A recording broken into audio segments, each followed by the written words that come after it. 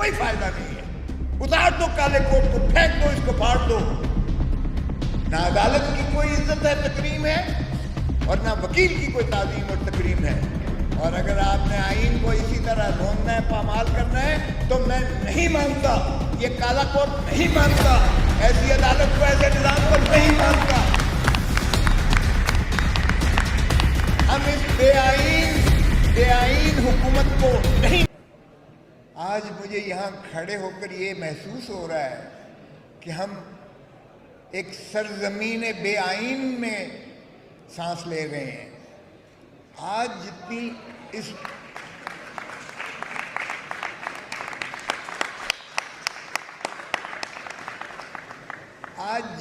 گھٹن میں محسوس کر رہا ہوں, میں نے اپنی ساری زندگی میں ایسی گھٹن محسوس نہیں کی ہے. آج جو ظلم اور بربریت کی داستانیں رقم کی جا رہی ہیں, ہم ضیاء الحق کو مردود کہتے ہیں, اور سب سے زیادہ یعنی اس ملک میں جو فکری انتشار, جتنی فسادات کی جڑ ہم ضیاء الحق کو کہتے ہیں, آج کی جمہوری حکومت نے اس کے ریکارڈ بھی توڑ دیے ہیں. آج اس سے زیادہ بربریت اور جو ایک وحشت پھیلا دی گئی ہے.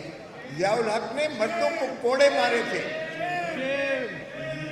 ضیاء الحق نے بھٹو کو پھانسی دے دی تھی, مردوں کو کوڑے مارے تھے. ہمارے پیپلز پارٹی کے کارکنوں کو اس نے سولی پر لٹکایا تھا, ٹٹکی پر کیا تھا, نعرے سنتا تھا, لیکن عورتوں پر ہاتھ نہیں ڈالا تھا.